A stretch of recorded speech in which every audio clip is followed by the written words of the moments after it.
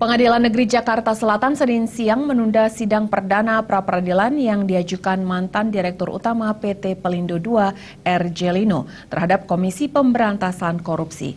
Penundaan dilakukan karena ada permintaan dari KPK yang sudah diajukan kepada Pengadilan Negeri Jakarta Selatan sejak pekan lalu. Sidang peradilan yang diajukan mantan Direktur Utama PT Pelindo II R. Jelino terhadap KPK terkait penetapan R. Jelino sebagai tersangka oleh KPK di Pengadilan Negeri Jakarta Selatan berjalan singkat. Pasalnya Hakim Tunggal, Ujianti, memutuskan untuk menunda sidang hingga tanggal 18 Januari mendatang. Penundaan dilakukan setelah ada permintaan dari KPK.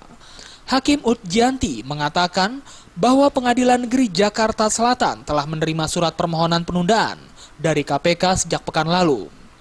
Alasan KPK meminta sidang ditunda karena perlu berkoordinasi dengan tim ahli untuk menghadapi sidang pra-peradilan ini.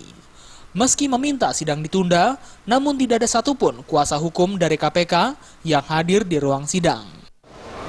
Sidang perkara pra-peradilan nomor 119 SPD Nikrat 2015 Jakarta Selatan ditunda dari Senin tanggal 18 Januari. Sidang ditutup. Penundaan persidangan ini mendapatkan tanggapan serius dari pengacara R. Jelino, Magdir Ismail. Menurut kuasa hukumnya, apa yang dilakukan oleh KPK merupakan contoh yang tidak baik bagi sistem persidangan. Bahkan Magdir mengatakan bahwa penetapan kliennya merupakan hal yang dipaksakan. Kira begini, ini satu pendidikan hukum yang tidak baik yang dilakukan KPK kepada masyarakat. Mereka terlalu gampang menetapkan orang menjadi tersangka. Kemudian mereka mencoba dengan segala cara menunda-nunda ketika orang mempersoalkan penetapan tersangka. Jadi saya kira ini bukan sesuatu yang baik untuk kita ke depan.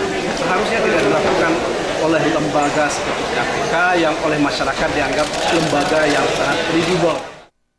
Richard Joslino mengajukan gugatan pra-peradilan karena menilai tidak ada perbuatan menyalahgunakan kewenangan yang dilakukannya dan belum ada kerugian negara yang dapat dibuktikan oleh KPK terkait pengadaan 3 kuai kontainer crane. Dari Jakarta, Hamjati melaporkan.